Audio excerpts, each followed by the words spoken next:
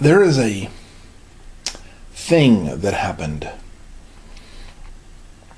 in about January 1920. The Thule Society was a think tank designed to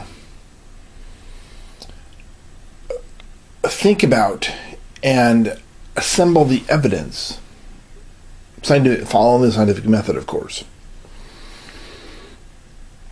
Following the scientific method. Not theology, not dogma, the scientific method think tank. In order to find evidence to what the Tabernacle of Adam system looked like, the Garden of Eden. The center of the Garden of Eden was actually a structure, is an actual structure. 4 rivers of creation that pour from the fountain of life. The Gihon, the Pion, the Tigris, and Euphrates. The Tigris and Euphrates are known where their location is, and their headwaters, when you go underground, the Tigris and Euphrates, their headwaters are actually a couple hundred feet below ground level because of the area is much drier than it was 5 or so thousand years ago. 6 or 7,000 years ago. It's much, much drier by a profound volume.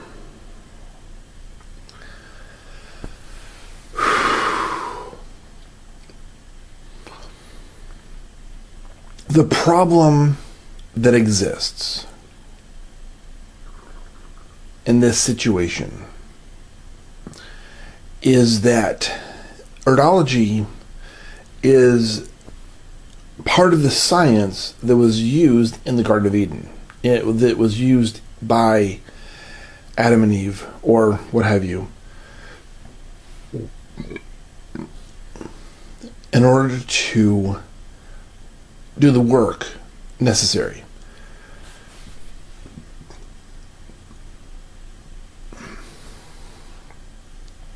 The Garden of Eden itself, other than the 4 rivers, the fountain and 4 rivers. Now, over the fountain was a platform.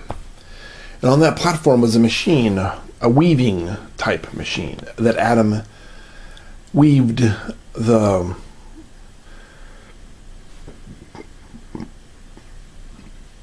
weave of time with and on. That machine was suspended from 4 platforms. Kind of rope bridge catwalks from 4 buildings, 4 tents, 4 kabah. Those 4 kabah housed in a loose tent-like fashion the 4 trees of creation. In Sumerian, Genesis 2:9, it is not 1 tree, it is 4. The commas are indicating different things, not 4 aspects of one thing. Not 4 branches of the same tree, 4 separate trees. So you have the tree of knowledge, the tree of good and evil, the tree of construction. You have the tree of understanding. So you have 4 trees. Of those 4 trees, you have various assorted branches and leaves and a variety of other stuff that grow bark that grow off of those trees. And those branches and such like a weeping willow, Spanish moss and the like, that can be used to pull together the branches and the leaves and such can be used to pull together as the building blocks to be used in the weaving machine.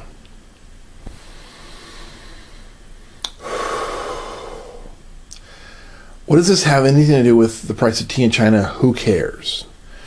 Well, it was not one ship that Noah had. He built a fleet, because the fleet was not designed to carry every animal, 2 by 2 every animals. That is mistranslation over 50 languages in 6,000 years, and some very nasty cultures that we're going to describe things our way, not your way, and we don't care how correct it is. Which brings me back to the Thule Society in 1920. Munich branch of the Thule Society specifically. The Munich branch of the Thule Society was under incredible threat and political pressure to be closed down, not because they had done anything wrong, they had not, but because every time a organization refiled paperwork to be a think tank, they had to pay various and assorted fees for that. Well, the government hated think tanks and was broke. So if they went through and every 6 months, a year, 18 months, 2 years, went through and the think tanks that had the most money, if they went through and outlawed them all, then those think tanks would have to re-spend money to repurchase all the licenses and all the research fees and all the other expenses that go along with a think tank. Gain access to library, they had to pay to access to libraries, and they had to pay to have buildings, and they had to pay access to this, that, and the next thing. And so the Thule Society always had although the Thule Society is just one name that only existed for about 18 months less.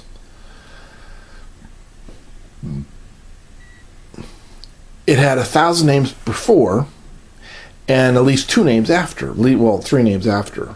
After, they still kept the Thule Society name under the Nazi regime, but even Adolf outlawed the Thule Society in 1932, and they changed their name from the Thule Society to the 4-year plan, which is kind of stupid because the 4-year plan was still going strong and heavy and strong 10 years later.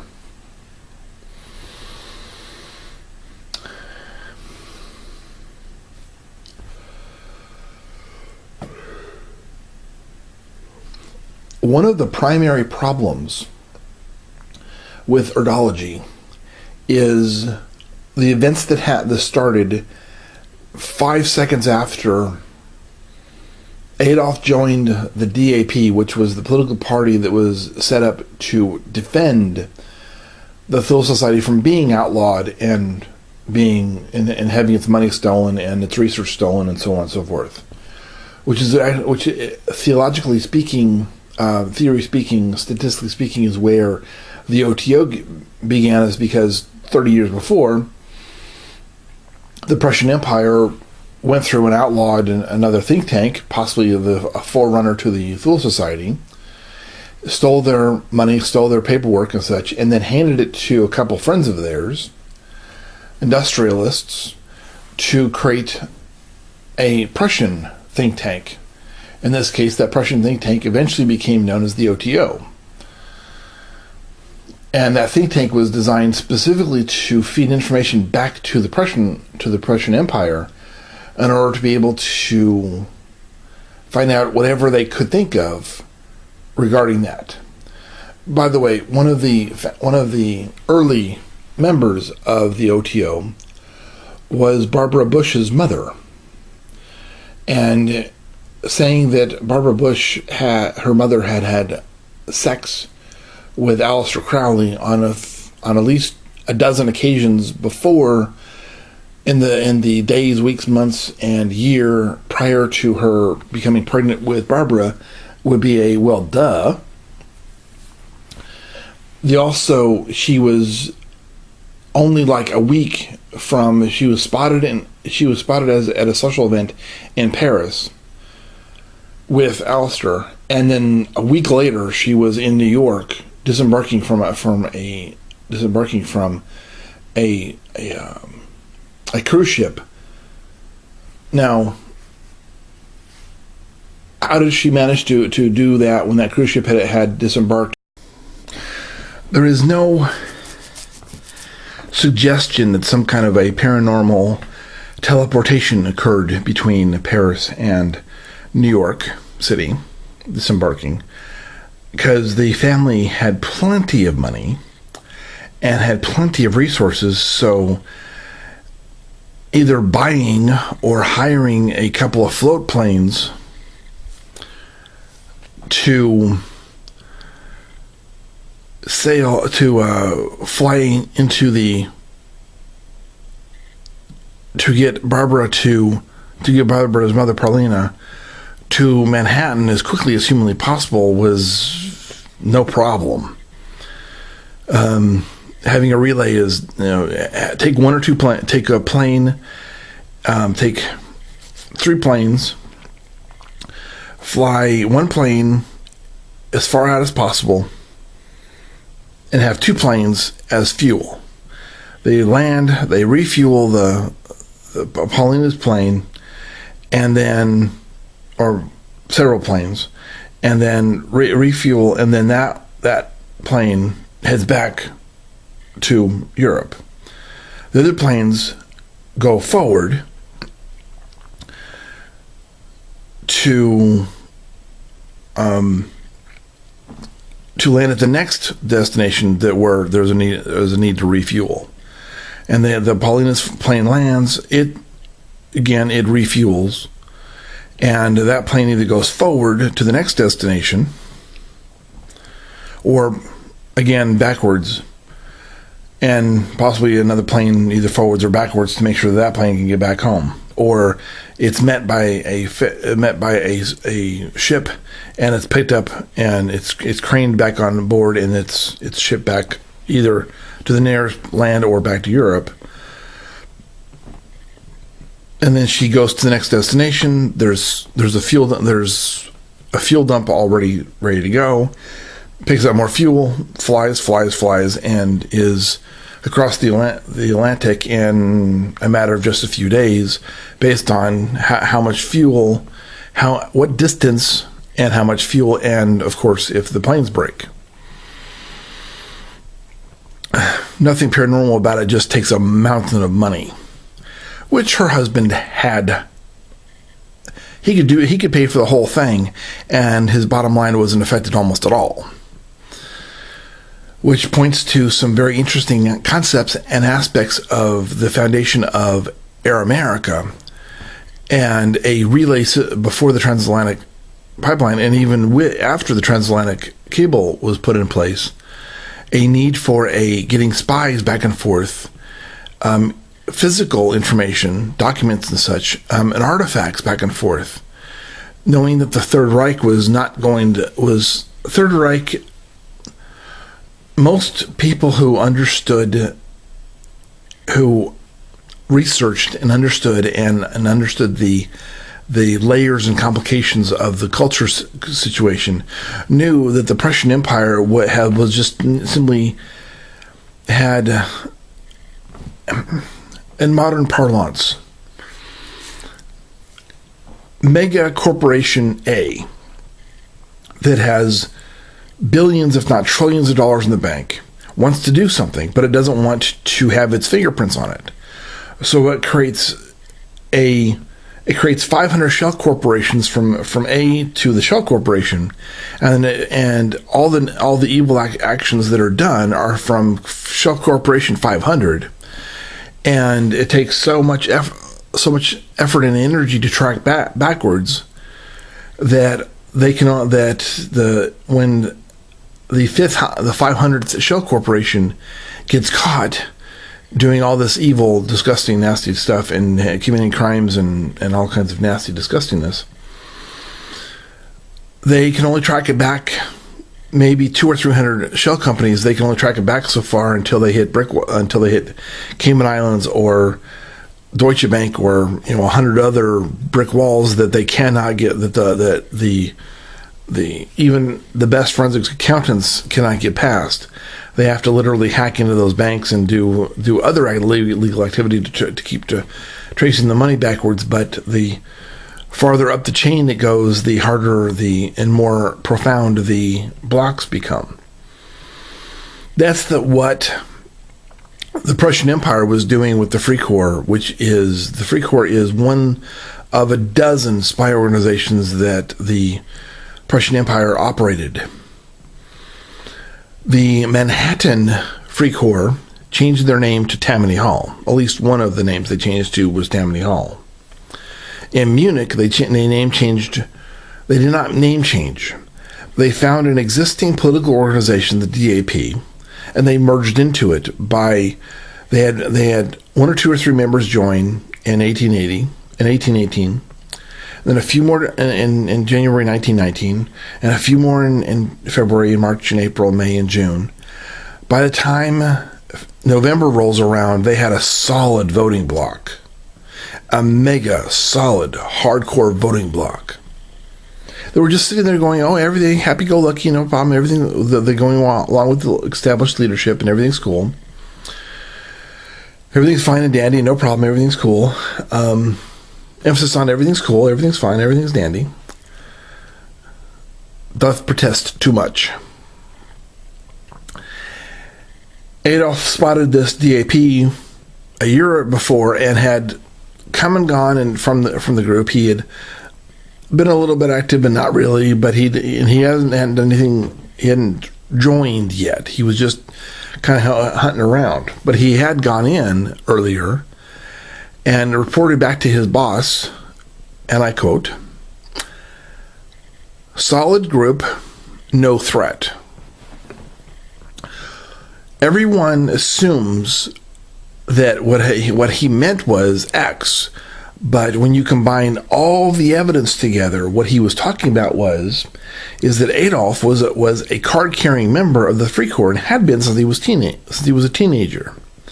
He'd been an active duty spy since, at that point, he'd been an active duty spy for like 20 years.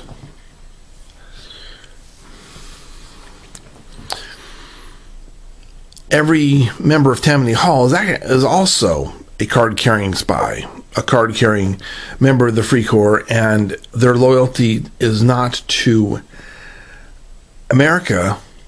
Their loyalty is to the Prussian Empire.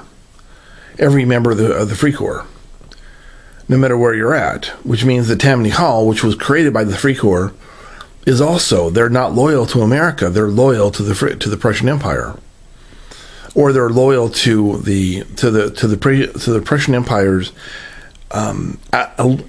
Axis allegiance to the Italian mafia, the Irish mafia, the Russian mafia, and so on. A bunch of people you don't want to meet in a dark alley at noon, let alone at midnight. They'll kill you just the same.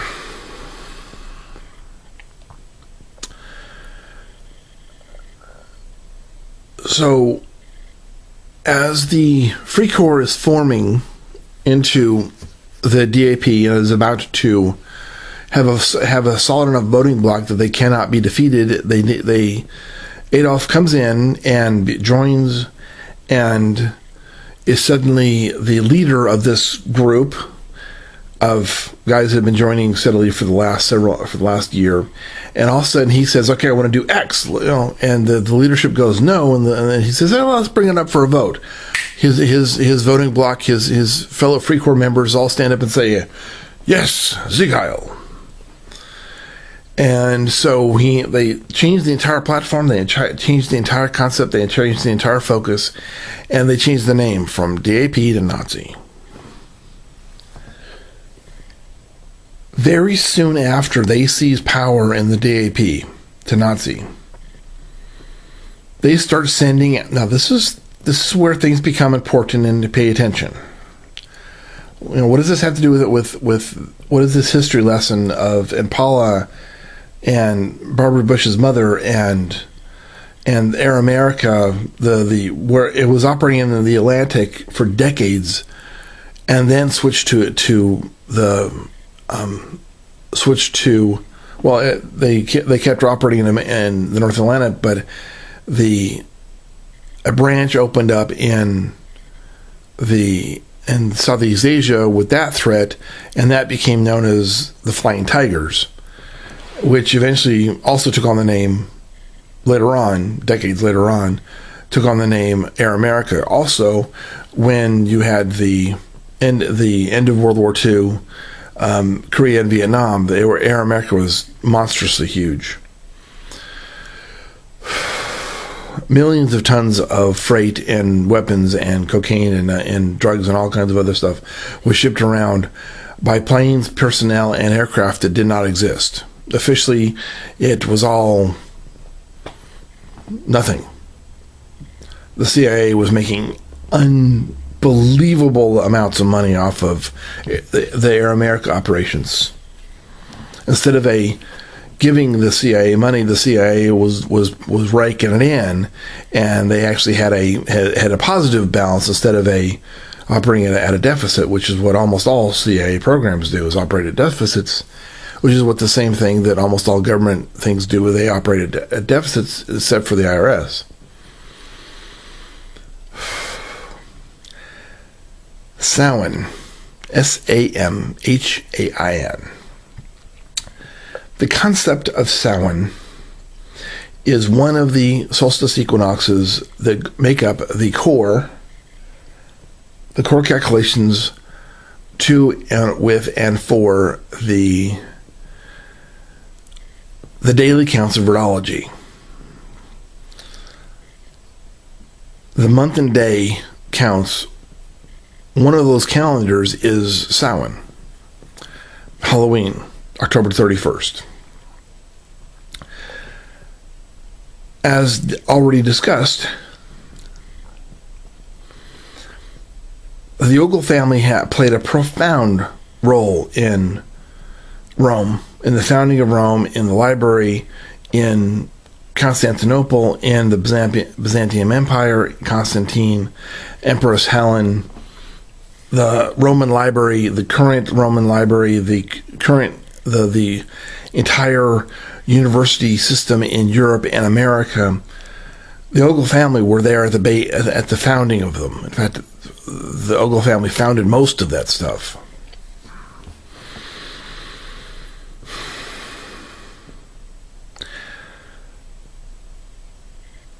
Caligula in Rome, Caligula, a member of the Julii family, his some relative, Julius Caesar, founder of the Julii family, emperor, the Julii dynasty, The Julii family had been in Rome since before it was called Rome, and only stopped being in Rome. There's probably still some members of the Julii family in Rome.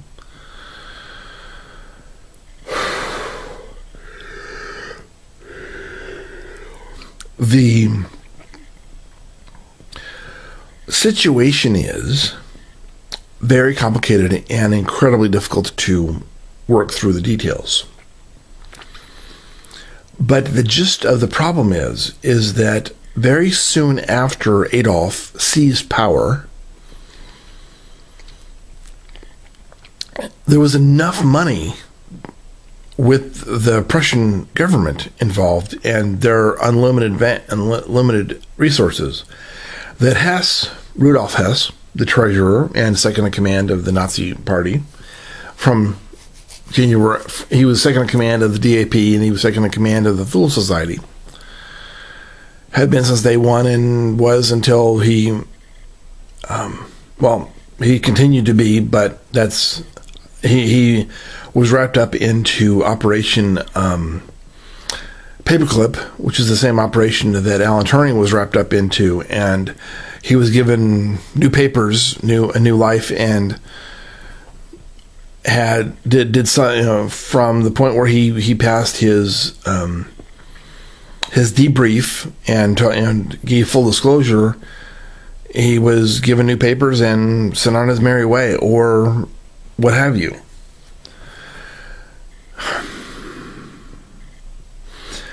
Hess would have known the next part of this situation intimately. He'd been working on this next part for 22 years, almost guaranteed 2 or 3 to 5 years before. He was a significant player in what happened next. Hess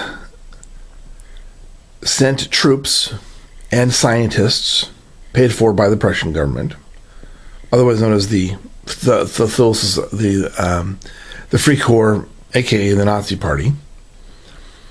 Remember the the major corporation wants to do something, so they create 500 shell companies, and then the 500 does something. Well, the 500 shell company in that sequence is the Nazi Party, but in about 200 up the line would be the DAP, and a couple dozen up the line from the DAP would be the Prussian government, the Prussian Empire. But the Prussian Empire was not in charge.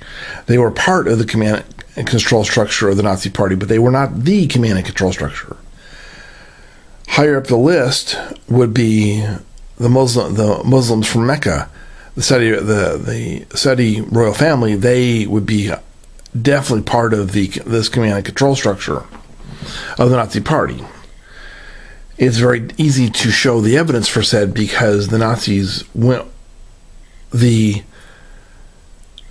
Third Reich captured Muslim-controlled areas in northern Africa, the Middle East, and Greece with almost no resistance whatsoever. They walked through the northern Africa. They owned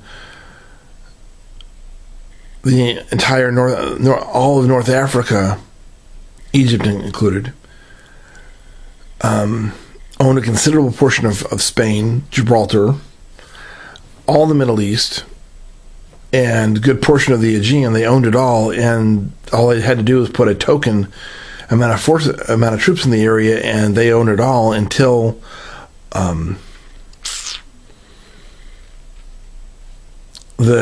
Monte arrived and started to beat them back, and then Patton arrived and just started to do some serious damage. Which, the problem with that is that Adolf sort of was qualified to be Pharaoh of Egypt, since he conquered it.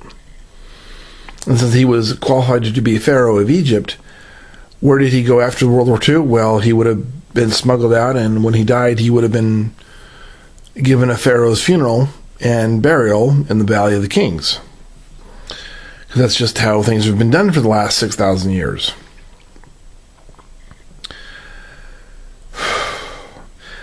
But he was only a puppet. He was nothing more than a puppet for command and control that were giving him orders. He wasn't giving orders. He was being given orders, and he was the spokesperson. But he was nothing more than a Pinocchio on a string.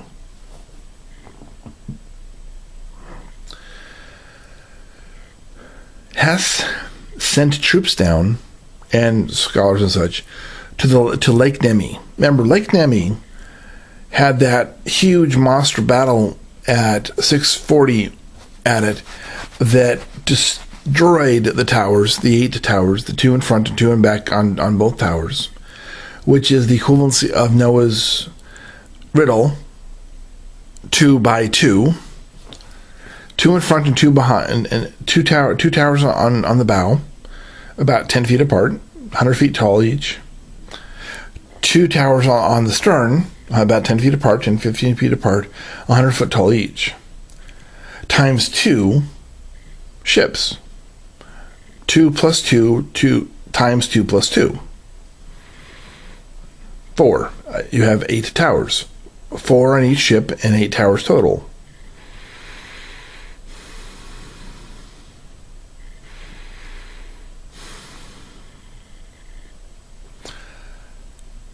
The problem becomes, for the next 20 years, the Nazi troops go to serious and significant work on the Lake Nemi ships. And by serious and significant, I'm not joking what one itty bitty teeny tiny little bit. They get some serious work done. Contacting Spielberg and having a friend of Indy, or a colleague of Indy, go and do this in, say, 1930 something, or even this was what starts his issues with the Nazis. It's possible for Harrison Ford to play Indy, CGI, of course, because he'd have to do it all voice, and because he doesn't move the same as he did 30 years ago. But a young actor doing capture motion photography, the face digital stuff, James Cameron's technology, that might work, and then do a whole trying to stop the Nazis from creating a time war with the Lake Nemi ships. That would be a really good, interesting movie. The Hess sent troops down, and they found the ships, which was not exactly difficult to find the ships. They drained the lake, which was a mountain of work. They found the ships, dug them out, which is also nowhere near a small amount of work. Both ships were just one was a little smaller than the other one, but they were both just a little short of 1,000 feet long and more than 50 feet wide. So digging them out of the suction of the mud that they've been in for 1,500 years, almost 2,000 years, was a task and a half, plus the fact that when you have that much waterlogged wood, it's going to be heavy. So they dug them out, and they brought them up on land, and they built a museum around them to protect them and climate control them and that stuff, so they could study them to the ultimate degree. They wanted to study everything about them.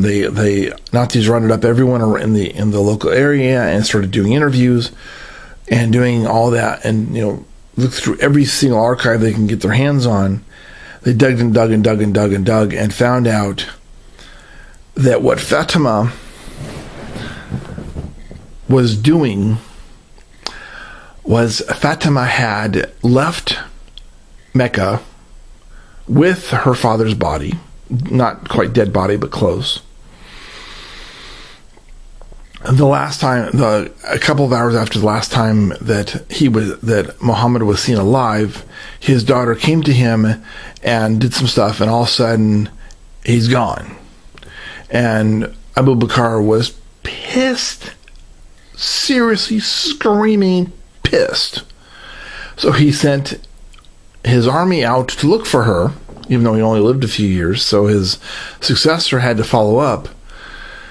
He was beside himself with rage that this female had defied him and that she hadn't stuck around, and she took Muhammad's body with her. Now, whether or not he died in Egypt, or he died on his way to Rome, or he died in Rome, that's a good question, but that's not the point. She took his body with her. She went to Egypt. She evacuated out of Mecca, went to Egypt, went down the Nile, and tried to produce various ceremonies to resurrect his body, to resurrect him, to make him like the prophet, like Jesus, to have come back from the dead. It did not work. Not realizing the Hajj is, statistically speaking, the Hajj is selling your soul to the devil. In order to be able to send an angel of death, to send a fallen to kill Jacob, which did not work. He won, and through his wrestling match, he won. He was crowned Israel, the first, or at least one of the Israels. He was crowned king after winning against a fallen. But he injured his thigh.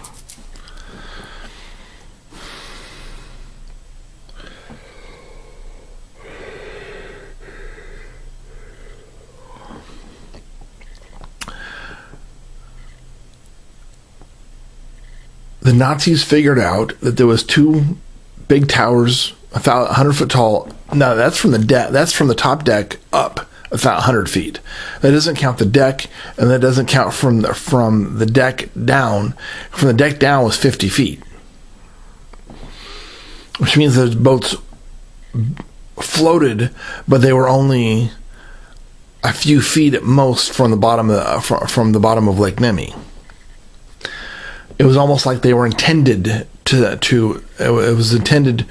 sink these ships after X amount of years, because these ships were the first intentional built cathedral of the new religion, of the new sect of Judaism that Jesus had founded. The bad thing is, the word Christianity would not be invented for decades. And there was a significant division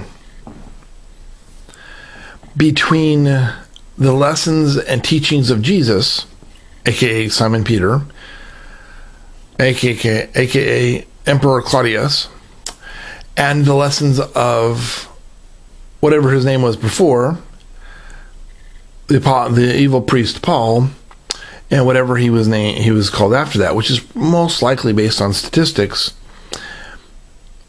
His new emperor name was Nero. And Emperor Claudius and Emperor Nero co-ruled, but they co-ruled a divided Rome. Emperor Claudius ruled at Lake Nemi, and Emperor Nero ruled at the Vatican, the Noah's Ark, the physical Noah's Ark. It just, the materials had been recycled, had been remodeled a few times, and the Senate ignored them both and did what they wanted to from the Senate chambers. They ruled their religion, not politics, and the Senate took over the politics, and it became, in essence, the three houses of America's government, with Paul in charge of one branch, Jesus in charge of another branch, and the Senate in charge of its own branch.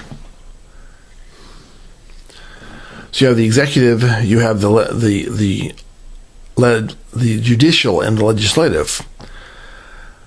Paul would be the equivalency of the Supreme Court and the justice system. Jesus would be the executive. He'd be the equivalency of the president. And of course the Senate would be the Senate, with its divisions and such. And it's the division of House and the House, and the Congress would be the Congress with the divisions of the House and Senate. But those divisions may not have been invented yet. But the Supreme Court and the executive and the presidency is what Rome had, most likely based on a lot of statistics and an examination of the evidence, not just the dogma. That is what they had for from about 40, 50 AD until Vespasian. Nope, we're not playing this game. We're not playing this game at all. When the Nazis came through, they basically ignored the Vatican. They were focused exclusively on the Lake Nemi ships. They wanted to learn as much about the Lake Nemi ships as possible. They disassembled the Lake Nemi ships. They shipped the originals to Rome. Now, it's entirely possible that those two Lake Nemi ships were not built then. Were not hand built by Caligula. They were part of Noah's fleet that was found in Egypt, and the pieces were reassembled and brought to Rome, were found, brought to Rome, and reassembled as the Lake Nemi Ships, but they were part of Noah's fleet. There is no reason to assume that hypothesis is in error in any way. It would have also given the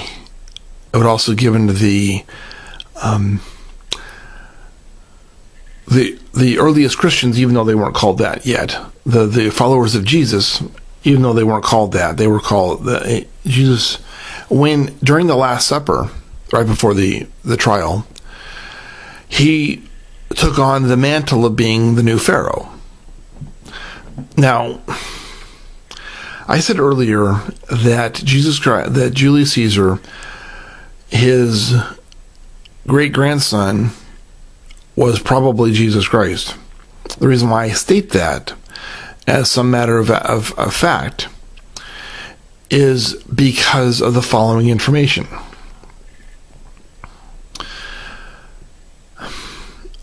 Julius Caesar was a Jew. Cleopatra was a Jew. When Julius Caesar conquered Egypt and married Cleopatra, he became Pharaoh. He didn't become de facto Pharaoh. He didn't become sort of kind of Pharaoh. He became Pharaoh. That's the rules. You conquer the area and you are the new. That's the way it works. Which means that his son, his firstborn son, Caesarion, would be the next Pharaoh of Egypt. Now his son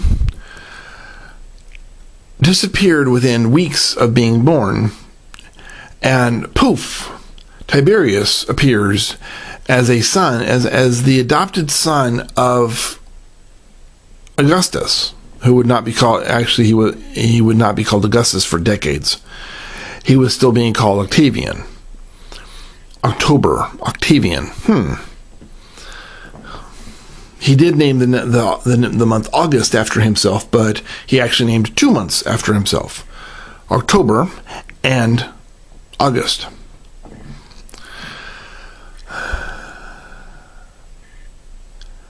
Although October already existed, but that's not the point. What adds even more interest to this situation is that the month of October is where Samhain is where October is where Halloween is. So you have Octavian, who wouldn't be called Augustus for 15, 20 years. He, in effect, stole Caesarion and said, as long as you keep me alive, I won't kill the kid. If any harm falls to me, the kid's dead. Period. Boom. Done.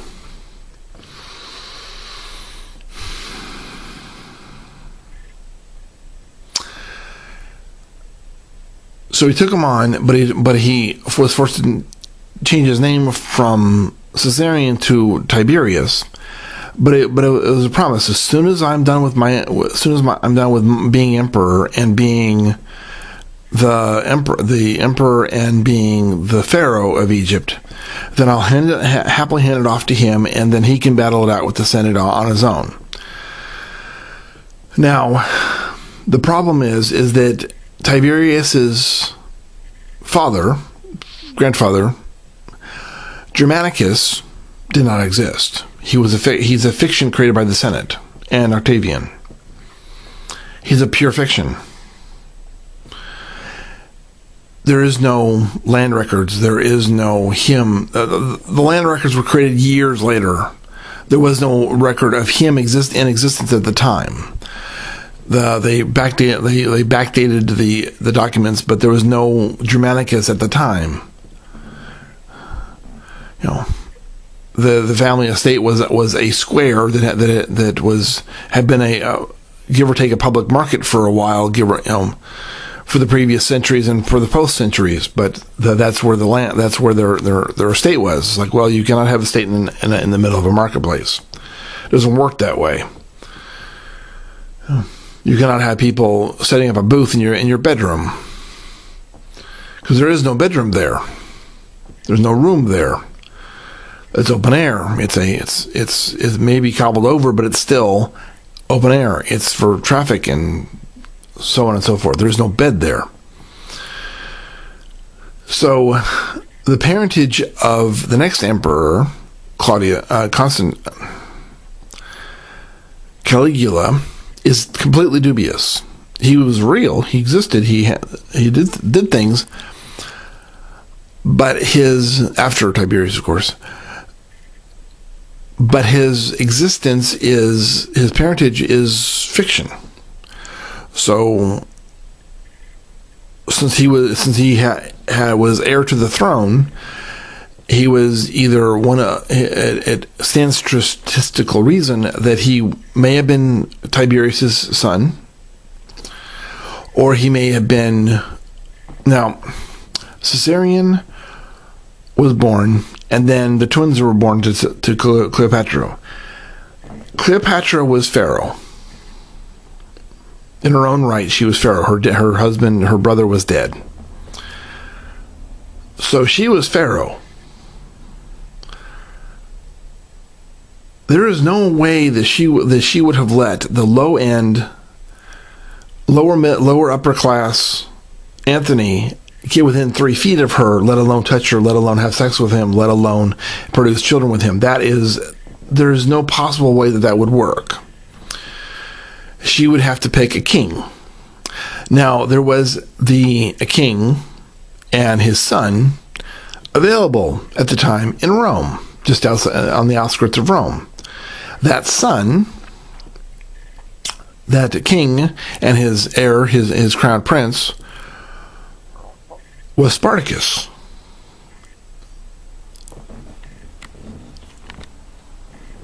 There's no record of Spartacus being found, and most of his men stood up and said, "I'm Spartacus," fictionally. So the people who actually knew Spartacus said he wasn't there, so he evacuated.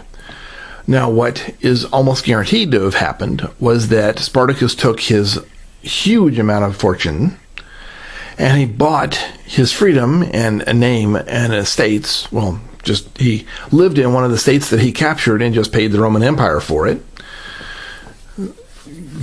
Give the Roman Empire a couple tons of gold and jewels and gems and such, and they don't care who you are as long as you're giving somebody money. As long as you're giving a senator money, if you give them enough money, in this case, wagon loads and wagon loads and wagon loads of gold, they don't care who you are. They'll happily give you citizenship. They'll happily let you have the estates that you've already conquered, and they'll happily let you keep your army. As long as you pay taxes, and as long as you pay more taxes, and next year you pay taxes, and your men pay taxes, we're good with this. Plus the fact that as long as you swear a loyalty to the Roman Empire, and when we tell you to go into battle, then you do so, we're good with you. We don't care. We don't care if you're a pirate. We don't care if you're a scumbag. We don't care if you want to commit every crime against humanity they're imaginable. As long as you pay us and you don't harm the upper class Romans, and you pay us and you don't cause too much disruption when you do start killing middle and low class Romans, we don't care at all about anything. Money first, though. And even if you do cause some disruption, all you have to do is pay the fines and just whatever. It's all good. We don't care. Fill our pocket with money. As long as you're giving us money, we don't care what you do. So Spartacus became a Roman citizen, and his soldiers became Roman citizens, and the ones who died, who were crucified, were secondary nothings. They were Roman spies, or they were Roman prisoners, or they were enemies of Thrace, or they were whoever they were not Spartacus's men. They were not Thracians. They were not part of the situation.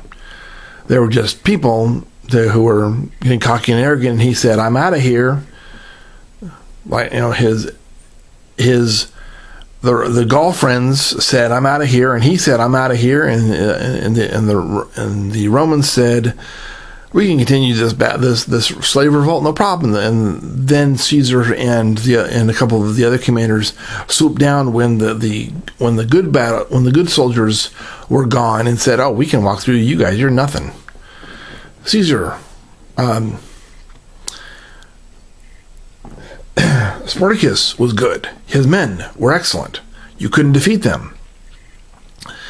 The Gauls were champion gladiators. You could not defeat them. The ones that were left could be walked through in an afternoon. Despite their numbers, they can be easily walked through in an afternoon. So when Caesar was executed, and the time frame was messed with to not allow for Caesar to be not the father of his twins with Cleopatra, that is incorrect. He was the father of the twins. She never let Antony get near her. That whole thing is pure fiction. He was her Roman liaison to Caesar's army, but she had her own army. And when she did hook up with Spartacus, a 40, 50-year-old, 60-year-old Spartacus, when she did hook up with him, or his son more likely, then they would have had that army, her army.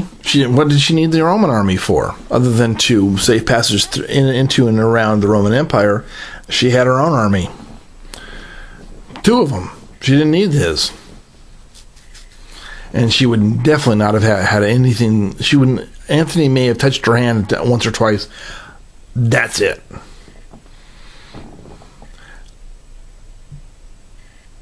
He wasn't worthy of touching Pharaoh.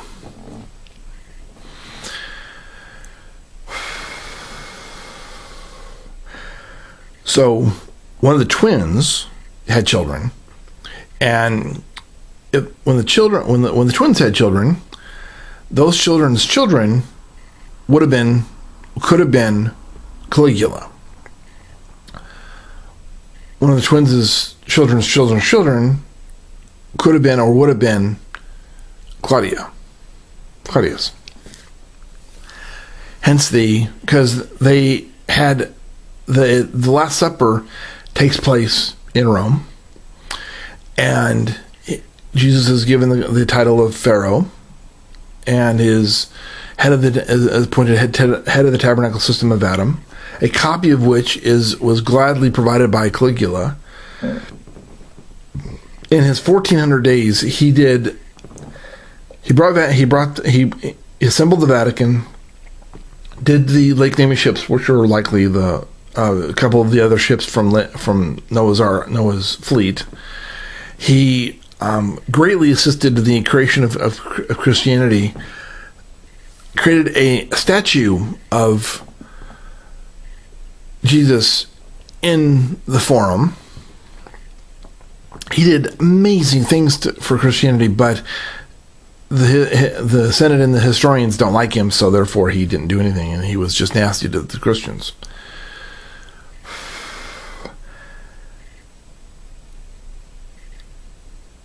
When the Nazis came to power, they gathered all that information up, knowing what Samhain means, the city of 7 hills, is the place that was set up as the veil is the thinnest between the worlds.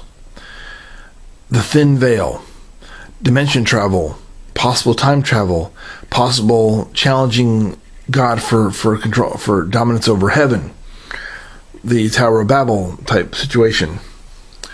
All this stuff put together means that the whole Third Reich has to take on an entirely different dimension, because it wasn't just bullets that was being dealt with. The bullets are one thing, of course, but when Hess sent troops down the second the Nazis seized power in 1920 January, and negotiated with the Italians and Mussolini, and started and dismantled the Lake Nemi ships, shipped them to Berlin, and then reassembled them, 2 of them, making fakes in their place in the museum. They had 22 years. They could have done anything they wanted to and had plenty of time to do it, and Mussolini would not have said boo about it. None of the historians around would have questioned it, and the Italian politicians lie right now about stuff, let alone 20, 30, 40, 50 centuries ago. Lying for a Roman about historical stuff is, yeah, and they do it like they do it as easy as they drink wine. So, scientific method, you cannot trust it. Knowing as a matter of absolute fact that situation is not trustable. The Roman historians are not trustable then or now. You have to go with statistics. You have to go with the scientific method. You have to use the tools that are provided. And as you use the tools that are provided, you have to, not only do you have to use the tools that are the statistics and the math and the equations and the facts as they are presented, you have to throw out the stuff that is garbage.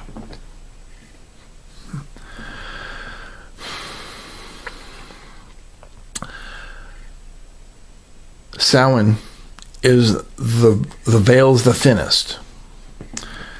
Those 2 ships, part of Noah's Ark's fleet. So he had 3, if not more than 3 ships. He couldn't get access to the lumber of the first 2 ships, of the first ship, because that lumber had either been long ago rotted away, long ago used and discarded in the infrastructure of the Vatican, St Peters Basilica, or something else. Though the Lake Nemi ships, on the other hand, were perfectly well preserved, being at the bottom of the lake for the last 1,800 years. They were perfectly preserved, so they could be excavated out, torn apart, shipped to Rome, shipped to Berlin, and reassembled for a grand. Now, Hitler was designing 2 mega buildings. The first mega building he was designing was an indoor-outdoor amphitheater that was so big that these ships, almost 1,000-foot long ships, each one, could easily sail into this building, sail in an oval,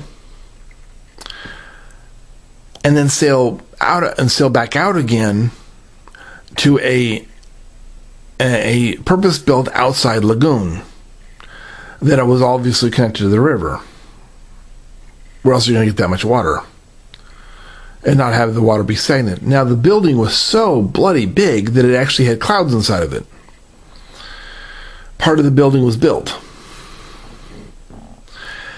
He wanted an amphitheater he wanted a theater that sat 300,000 to 500,000 people, so that when he did bring in his ship, when he was on the platform over the fountain of his ships, of his ship, and the rest of his staff were gathered in strategic areas around either that ship, the ship behind, or replicas of the rest of the fleet in further back behind that one. As he did this, it was huge propaganda to be able to show his divine prowess, especially since those ships were used by Fatima to try to resurrect her father, and or open a dimension gate to take, so that she could take her army to heaven and or another dimension to battle there.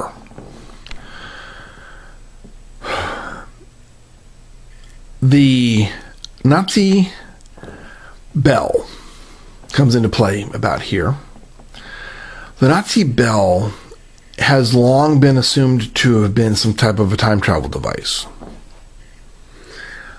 The key component to time travel is being able to have a tool or tools that will allow for connecting A to B. A is here, and B is another dimension or another time or another place. And either very quick travel between A and B or instantaneous travel between A and B.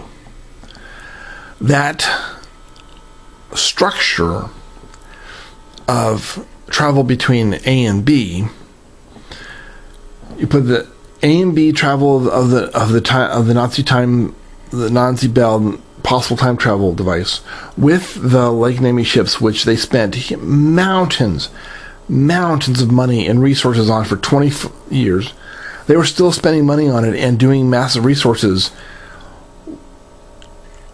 during the invasions, when the Americans were building up resources on England to be able to install Operation Overlord. They were still messing around with the Lake Nemi ships, still spending massive resources, and had thousands of troops working with the Lake Nemi ships at exactly the same time that Operation Overlord was being put into final position. They were still but Hess wasn't involved, but they were still working on the Lake Nemi ships as the Russian troops were closing in. The Allied troops were closing in on Rome in 1944.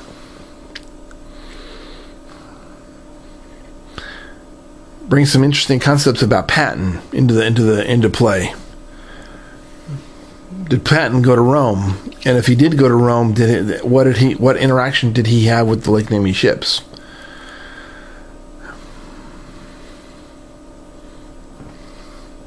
Very interesting ideas to follow up on with that. So Hitler wanted to, in effect, based off of the gathered evidence, he wanted to have a resurrection machine. He wanted to be able to have an unlimited army based off of the Lake Nemi ships, hoping that they would either resurrect or open a dimension gate or be a time travel device. One of those three was plausible, because that's what the previous battles had been about, and what the definition of Samhain is, which is the name of Rome, which is what Rome has been called twice, once before 753, and then its nickname from Julius Caesar to present.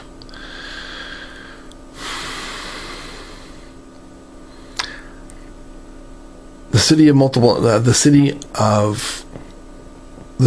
where the veil between the worlds is the thinnest.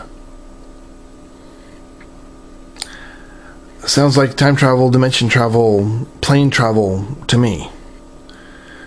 So statistically speaking, that has to be added in, which means that the mathematics to be able to map all that out and be able to do that, there's only one mathematics on the planet capable of doing that, and that's Erdology. AErdology.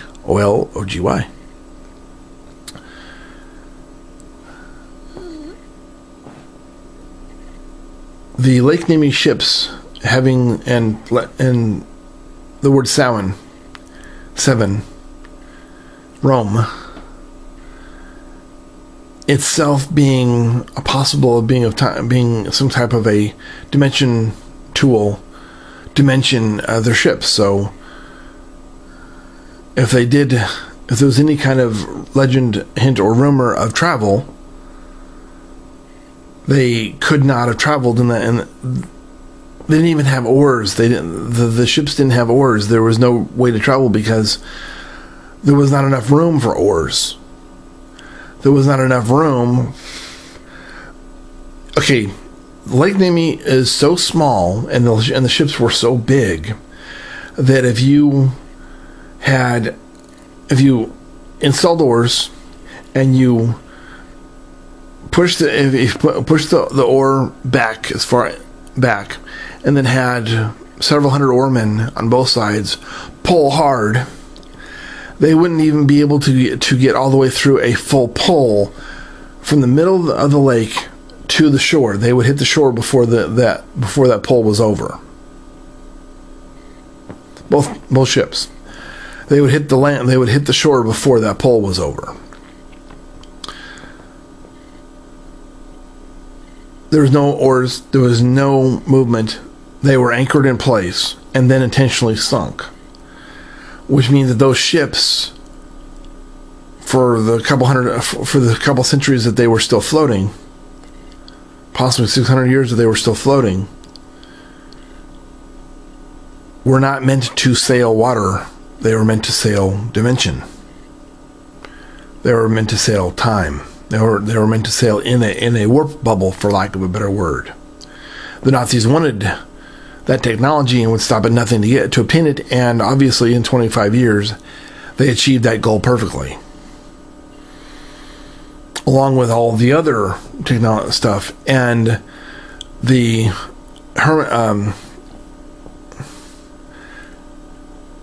Himmler's daughter changed the name of the Fool Society again to the Still Group, and is still operating the Still Group to this very day. And it operates in a very, very, very large building that is inaccessible to the public, and it is what it does, how it does it, and what, where, what, and why, and how it does anything for the last 50 years has been a complete mystery.